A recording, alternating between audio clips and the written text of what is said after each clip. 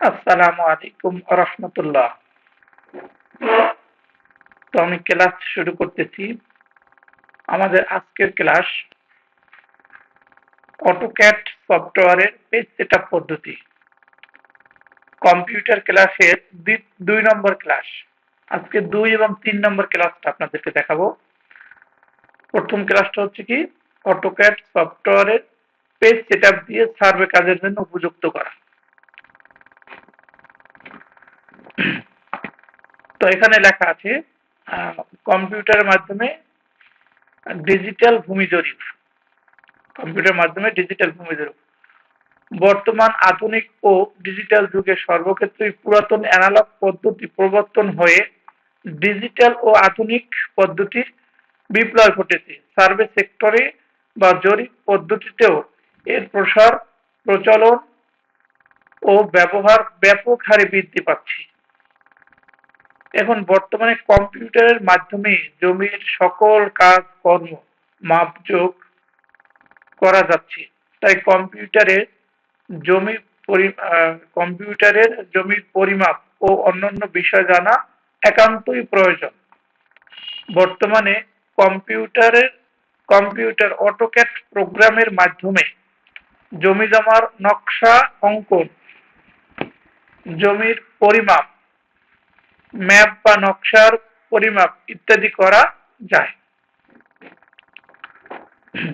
তো অটোক্যাড দিয়ে আসলে বিষয়টা হচ্ছে অটোক্যাড দিয়ে আমাদের জমি জমার যে কাজগুলি আছে আমাদের অটোক্যাড দিয়ে মূল কাজটা হচ্ছে কি নকশা পরিমাপ করা। জমি জমা আমরা যে সার্ভের কাজ করি আসলে একজন আমিন বা সার্ভেয়ারের যে কাজ থাকে আমিন বা সার্ভেয়ার যে কাজ করে তার 50% কাজই থাকে নকশার ভিতরে। নকশা যদি সঠিকভাবে পরিমাপ করতে না পারে তাহলে ওই আমিনের কোনো মূল্য নাই। তো সেই কাজ সেই নকশা পরিমাপের কাজটি আমরা কম্পিউটারের মাধ্যমে একদম নির্ভুল সঠিকভাবে করতে পারি। তো আসলে সেটা কিভাবে করব এটা আমরা দেখব। সর্বপ্রথম আমরা অটোক্যাড প্রোগ্রামটি ওপেন করব। সর্বপ্রথম অটোক্যাড সফটওয়্যারটি ওপেন করব। আমাদের প্রথম ক্লাস হচ্ছে এটা অটোক্যাড সফটওয়্যারটা সেট আপ করা মানে ইনস্টল করা। দ্বিতীয় ক্লাস হচ্ছে পেজ সেট আপ করা। তো আমি দ্বিতীয় ক্লাসটা করাচ্ছি। এর আগে আমাদের ইসের ক্লাস আছে যে অটোক্যাড সফটওয়্যার ইনস্টল করার একটা ক্লাস আছে সেটা ভালোভাবে দেখে নেবেন। তারপরে দ্বিতীয় ক্লাসটা করবেন, ধারাবাহিকভাবে দেখবেন।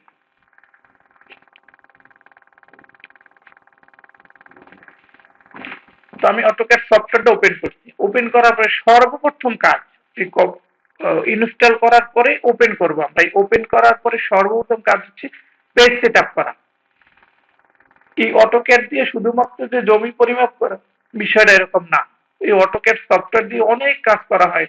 যত ডিজাইনিং এর ড্রয়িং এর কাজ আছে সব কাজে অটোক্যাড সফটওয়্যার দিয়েই করা হয়। তো এর একটা প্ল্যাটফর্ম হচ্ছে ম্যাপ পরিমাপ করা। ঠিক আছে, এটা দিয়ে ম্যাপ পরিমাপ করা যায়। তো আসলে ম্যাপ পরিমাপের জন্য যে সেট আপটা দরকার সেটাই আমরা এখন দেখব। সর্বপ্রথম আমরা এই যে মেনু বার থেকে এই সফটওয়্যারের যে মেনু বার এই যে menu bar file, edit, view, insert, format, তারপর আছে tools, draw, dimension, modify, express, window, help, এগুলো হচ্ছে কি মেনু বার। এগুলোর নাম হচ্ছে কি মেনু বার। তো এই মেনু বার থেকে সর্বপ্রথম আমরা ফরম্যাটে ক্লিক করবো। এই ফরম্যাট, এই যে ফরম্যাটে ক্লিক করবো। আসলে আপনাদেরকে একটা শীট দেওয়া হয়েছে। শীট অনেকের কাছে যে শীটটা আছে তারা শীটটা পেয়েছেন। অবশ্যই শীটটা ফলো করবেন। শীটে পুঙ্খানুপুঙ্খ লেখা আছে কোথা থেকে কোথায় যাইতে হবে। আশা করি ভিডিও দেখলে শীটের দরকার পড়ে না। যাদের কাছে ভিডিও থাকবে না তারা শীট দেখে করবেন। এই ফরম্যাট থেকে ইউনিটসে ক্লিক করব। ফরম্যাট থেকে ইউনিট। তো ফরম্যাটের ভিতরে ঢোকার পরে এই যে বার আছে সেখান থেকে একদম নিচে আসবো। নিচে আসবো এই যেখানে দেখেন এই যে এখানে হচ্ছে কি ইউনিটস। এই ইউনিটস এর উপর ক্লিক দেবো। এর মধ্যে একটি টাইটেল বার আসবে। এই যে টাইটেল বারটা আছে ড্রয়িং ইউনিটস। ড্রয়িং ইউনিটস নামে একটি টাইটেল বার আছে। সেখান থেকে আমরা লেন্থ টাইপ যেটা আছে যে লেন্থ টাইপটা কি করব এটাকে আমরা ইঞ্জিনিয়ারিং করে দেবো। এই যে এখানে লেখা আছে কি ডেসিমাল থেকে ইঞ্জিনিয়ারিং করব। এখানে ক্লিক দিয়ে দেখেন আর্কিটেকচার, তারপরে ডিসিমেল, তারপরে আছে ইঞ্জিনিয়ারিং, এই ইঞ্জিনিয়ারিং আমরা ক্লিক করবো 3 নম্বরে ইঞ্জিনিয়ারিং, ইঞ্জিনিয়ারিং ক্লিক করে দিলাম। এরপরে প্রিসিশন থেকে আমরা নেব কি 0 ফুট 0 ইঞ্চি, এই যে প্রিসিশনে ক্লিক দেবো। এবারে একদম সর্বপ্রথম 0 ফুট 0 ইঞ্চি, তার মানে তাকে আমরা বলতেছি যে আমি যখন জমির ম্যাপ পরিমাপ করব, সেই ম্যাপ পরিমাপটা আমাকে ফুট এবং ইঞ্চিতে দেখাবে। ইঞ্চির পরে আর ভাঙানোর কোনো দরকার নাই, কেন জমি জমার ক্ষেত্রে ইঞ্চির পরে আর ভাঙানোর দরকার হয় না, ফুট এবং ইঞ্চি পেলেই আমরা সঠিকভাবে জমির ক্ষেত্রফলটা বের করতে পারবো। জন্য এই প্রিসিশন থেকে 0 ফুট 0 ইঞ্চি সিলেক্ট করে তারপরে এখান থেকে আমরা ওকে প্রেস করে দেবো। ওকে গেল প্রথম ধাপের সেটআপ। এরপরে আসবো আমরা ডাইমেনশন। আবার সেই মেনু বার থেকেই এই যে মেনু বার থেকে এই যে ফরম্যাট টুলস ড্র, এই ডাইমেনশনে ক্লিক। ডাইমেনশন থেকে আসবো কোথায়, ডাইমেনশন স্টাইল। এই এই এই যে ডাইমেনশন টুলবারের ভিতরেই একদম নিচের দিকে আছে ডাইমেনশন স্টাইল, এই যে ডাইমেনশন স্টাইল। এই ডাইমেনশন স্টাইলে ক্লিক করে আরেকটি উইন্ডো আসবে, আরেকটি টুলবার আসবে, দেখা যাচ্ছে কি dimension style manager, dimension style manager. এইখান থেকে আমরা এই যে মডিফাই নামক যে বাটন, এখানে ক্লিক করব। মডিফাইতে ক্লিক করব। মডিফাইতে ক্লিক করার পরে প্রথমে আমরা সর্বপ্রথমে যে এই যে একটা আবার আরেকটা মডিফাইতে ক্লিক করার পর এই উইন্ডোটা আসবে। এই উইন্ডো থেকে উইন্ডোর ভিতরে যে মেনু বারটা আছে এই যেখানে, এই উইন্ডোর মেনু বার থেকে আসবে কোথায়, এই যে প্রাইমারি ইউনিট, এই যে প্রাইমারি ইউনিট, এই প্রাইমারি ইউনিটে ক্লিক করব। এখান থেকে ওই যে পূর্বের ন্যায় দেখেন এই যে যেখানে ডিসিমেল লেখা আছে, ডিসিমেলে ক্লিক করে ইঞ্জিনিয়ারিং দেব এবং প্রিসিশনে ক্লিক করে কি দেব 0 ফুট 0 ইঞ্চি, আগেরটা। আমার প্রাইমারি ইউনিটের কাজ শেষ। এরপরে আসবো কোথায়, এরপরে আসবো আমরা টেক্সটে, এই যে টেক্সট, এই মেনু বার থেকে টেক্সটে ক্লিক করব। টেক্সটে ক্লিক করার পরে প্রথমেই আসবে কি টেক্সট, এই যে দেখেন টেক্সট স্টাইল, টেক্সট স্টাইল, এটা স্ট্যান্ডার্ড দেওয়া আছে, স্ট্যান্ডার্ড থাকবে, পরিবর্তন করা আছে, পরিবর্তন না করলে কোনো সমস্যা নাই, এভাবে স্ট্যান্ডার্ড দিয়ে থাকবে। এরপরে টেক্সট কালার, মানে লেখাটার কালার কি আমরা যে পরিমাপগুলি করব, কারণ একটা বাহু পরিমাপ করতে আসছে 100 ফুট, সেই 100 ফুট লেখাটা কি কোন কালারে আসবে, টেক্সটের কালারটা কি সেটা এখান থেকে সিলেক্ট করতে পারবো। এটা করলেও হয়, না করলেও হয়, দেখার সুবিধার্থে আমি দেখাই দিচ্ছি এটা কিভাবে করে আপনারা করে নেবেন, তাহলে বুঝতে ভালো হবে। আমি লেখার কালারটা চাচ্ছি কি সাইলো আনুমানিক, অথবা আপনি রেড দিতে পারেন, দিলাম রেড দিলাম। লেখার কালারটা এই যে পাশে দেখাচ্ছে, লেখার কালারটা কি আসবে রেড কালার আসবে। এবং ফিল কালার, লেখার নিচে আর একটা কালার দেওয়া হবে ফিল কালার, সেই ফিল কালারটা কি দেখা যাচ্ছে নো, এখান থেকে একটা কালার ধরিয়ে দেবো, সেটা আমরা কি এটা আমরা সায়ান কালার দিয়ে দিই, সায়ান, ঠিক আছে। অথবা অন্য কোনো কালার আপনার যেটা চয়েস আপনি সেটা দিতে পারেন, ব্লু দিতে পারেন বা সাদা দিতে পারেন, আপনার ইচ্ছা মতো যেটা মন চায় সেটা দিতে পারেন। আমি হলুদ দিয়ে দিলাম, ঠিক আছে। আর রেড হলো টেক্সট কালার, ফিল কালারও কি ইয়েলো মানে হলুদ, এই দুইটা। এরপরে আসবো কি টেক্সট হাইট, এই যে নিচে আছে টেক্সট হাইট, এই টেক্সট হাইটের সামনে একটা ঘর আছে, এই ঘরের ভিতরে তার মানে সে দামটা আমরা যে পরিমাপ করব, পরিমাপ করার পরে যে টেক্সটটা আসবে মানে লেখাটা আসবে, বাহুর মাপটা আসবে, সেটা আপনি কত ফুট দৈর্ঘ্যে দেখতে চান, মানে লেখাটা কত বড় দেখতে চান। তার মানে সাধারণত যদি আমরা একটা লেখার একটা বাহুর মাপ যদি আমরা 5 ফুট দেই, 5 ফুট এখানে এই ঘরটার ভিতরে যদি 5 ফুট দিই, মোটামুটি আমাদের লেখাটা ঠিক থাকে। কোনো অংশে কোনো ক্ষেত্রে বড় ছোট করার দরকার হয়, সেটা আপনার যদি বেশি বড় হয়ে যায় তাহলে আপনার এখানে ছোট করে নেবেন, 3 ফুট দিতে পারেন। যদি লেখার সাইজ একদম ছোট দেখা যায় তাহলে এখানে আপনি আরো বাড়াই নিতে পারেন, 6 ফুটের জায়গায় 5 ফুটের জায়গায় আপনি 8 ফুট দিতে পারেন, এটা আপনার ইচ্ছা অনুযায়ী। তা সাধারণত 5 ফুট দিলেই ভালো হয়। আমি এখানে লিখবো 5, অবশ্যই ফুট চিহ্ন দিতে হবে, অবশ্যই 5 লেখার পরে ফুট চিহ্ন দিতে হবে। যদি আপনি অনেক কম্পিউটার আছে যে ফুট চিহ্ন খুঁজে পাওয়া যায় না, মানে ফুট বাটনটা কোথায় সেটা খুঁজে পাওয়া যায় না।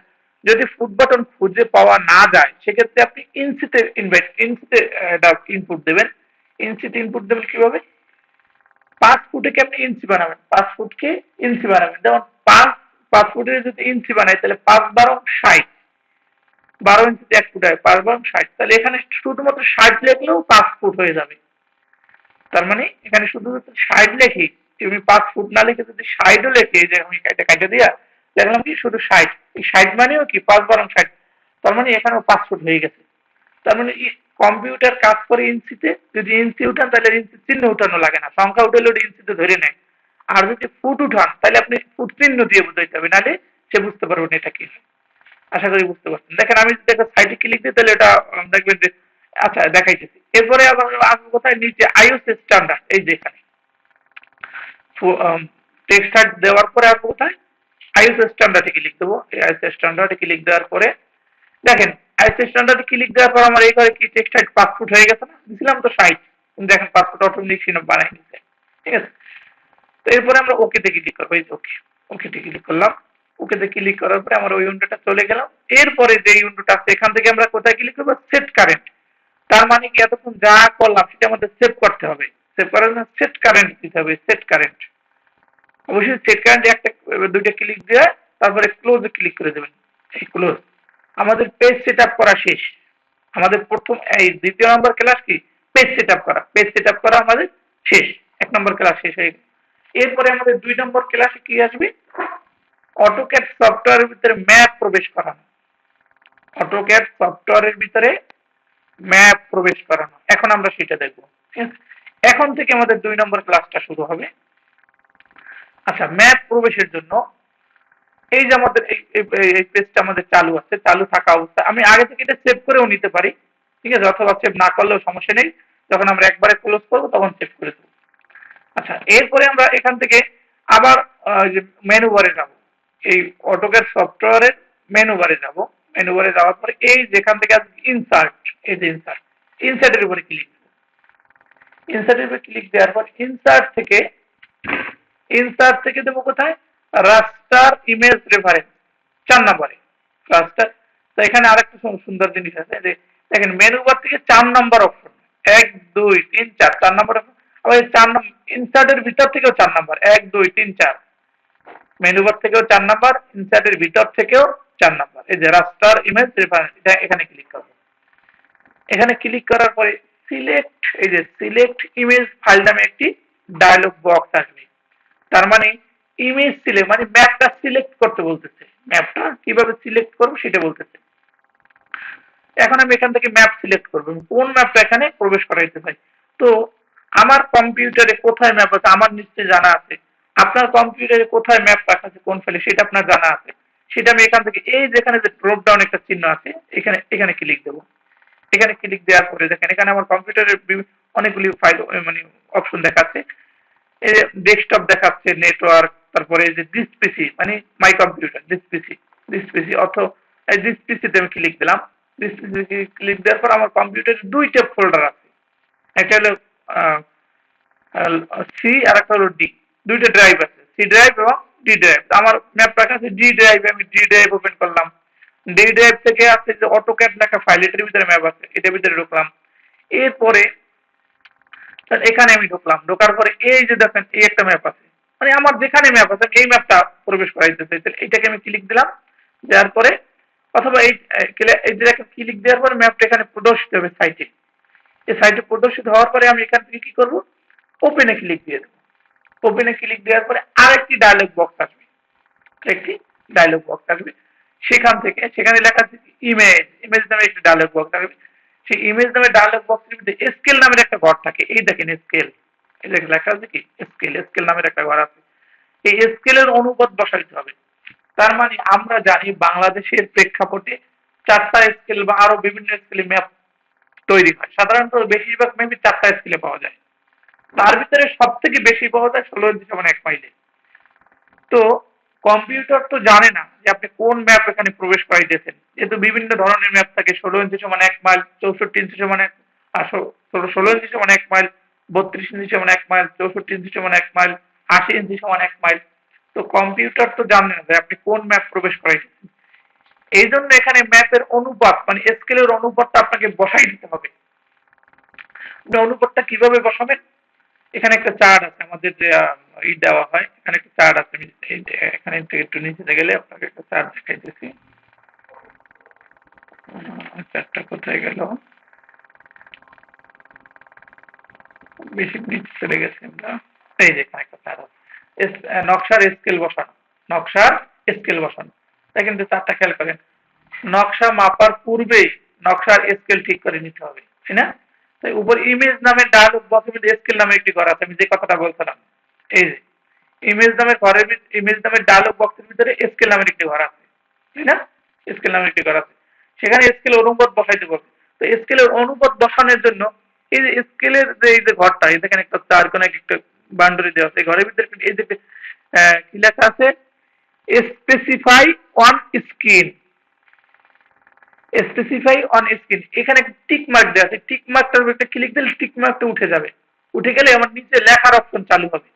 এই ঘরের ভিতরে লেখা আছে কি 1 ইঞ্চি, লেখা আছে কি 1 ইঞ্চি, তার মানে কম্পিউটার আমার কাছে জানতে চাচ্ছে যে 1 ইঞ্চি পরিমাণ যদি আপনি ম্যাপ পরিমাপ করেন, একটা ম্যাপের ভিতর থেকে যদি 1 ইঞ্চি জায়গা পরিমাপ করেন, সেটা ম্যাপের স্কেল অনুযায়ী বাস্তবে কত ফুট হবে, মানে বাস্তবে সেটা কত ফুটে হবে, ঠিক আছে, এইটা জানতে চাইতেছে। তো আমরা এটা আসলে এইটা কি বসাবো, এখানে বসাবোটা কি, কিভাবে বসাবো সেটা আমাদের জানতে হবে না, অবশ্যই জানতে হবে।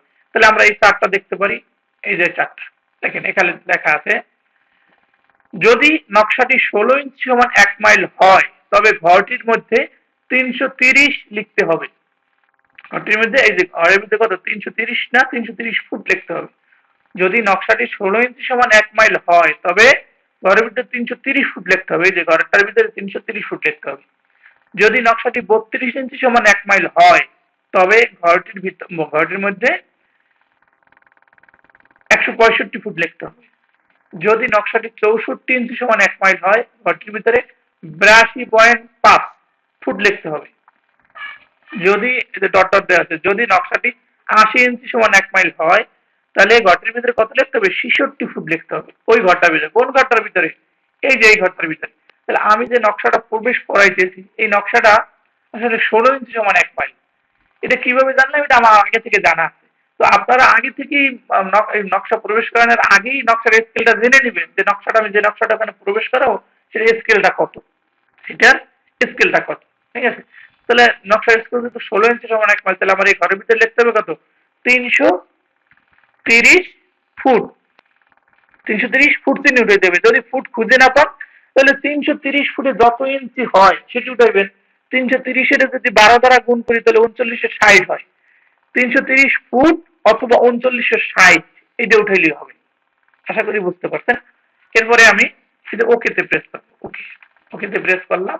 ওকেতে প্রেস করার পর দেখেন আমার কার্সারের সাথে একটা বক্সের মধ্যে দেখা যাচ্ছে, তার মানে নকশাটা আসছে। এখন আমি কি করবো, একটু বাম দিকে এনে এখানে একটা ক্লিক দিয়ে দিলাম। ক্লিক দেওয়ার পরে এখন নকশাটা একদম সাদা, নকশার ভিতরে কিছুই দেখা যাইতেছে না, তাই না, সাদা। এখন আমার কি করতে হবে, দেখেন আমার এই যে তার ভিতরে লেখা আছে, কি করতে হবে, নিচের কর্নারে একটি ক্লিক করুন। এবার জেড ইন্টার এ ইন্টার দিন, মানে জেড ইন্টার এবং এ ইন্টার চাপতে বলছে। জেড ইন্টার এ ইন্টার কিভাবে চাপবো, জেড চাপ দেবো একবার, আবার